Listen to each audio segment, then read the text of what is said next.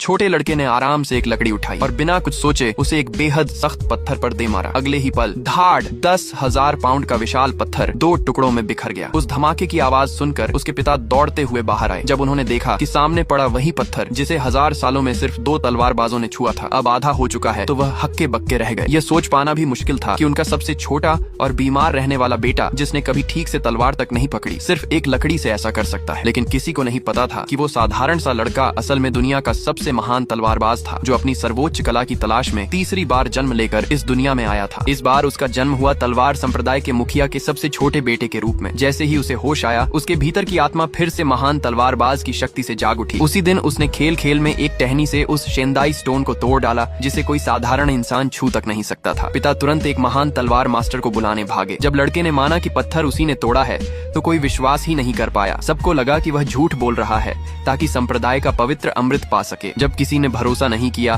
तो वह चुप हो गया, लेकिन मन में तय कर लिया कि वह खुद अपनी तलवारबाजी प्रतियोगिता में भाग लेगा और पहला स्थान हासिल कर अमृत जीतकर अपनी शक्ति बढ़ाएगा। ट्रायल ग्राउंड पर सभी इकट्ठा हुए। वहाँ 2 प्राचीन तलवार फॉर्मेशंस लगे थे, जिन्हें 1 सदी पहले स्वॉर्ड आर्च नामक दिग्गज ने बनाया था। इन्हें तोड़ने के लिए उनके कोर को पहचान कर नष्ट करना पड़ता था। सभी उत्साहित थे क्योंकि जीतने वाले को अमृत मिलना था। सबसे पहले उसका सौतेला भाई आगे आया, आत्मविश्वास से भरा हुआ। जैसे ही वो फॉर्मेशन में घुसा, 3 पत्थर की मूर्तियां उसके सामने प्रकट हुईं, जिनके हाथों में तलवारें चमक रही थीं। वह तेजी से आगे बढ़ा, हर तलवार वार को रोकता गया और आखिरकार कोर ढूंढकर फॉर्मेशन तोड़ दिया। भीड़ ने तालियां बजाईं, लेकिन सभी को डर था दूसरी फॉर्मेशन, क्योंकि कहा जाता था कि महान तलवार अमर जवान ने भी इसे तोड़ने में 7 प्रयास किए थे। किसी को नहीं पता था कि इन्हीं फॉर्मेशंस का निर्माता वही छोटा लड़का था जो अब भीड़ में खड़ा सब देख रहा था। उसे हंसी आ रही थी कि लोग उसकी बनाई साधारण सी प्रैक्टिस फॉर्मेशन को खजाना समझकर पूज रहे हैं। तभी दूसरी फॉर्मेशन जागी। मूर्तियों की आंखों से लाल रोशनी निकली। 3 मूर्तियां बढ़कर 5 में बदल गईं। बड़ा भाई फिर आगे बढ़ा। जैसे ही कोर दिखा,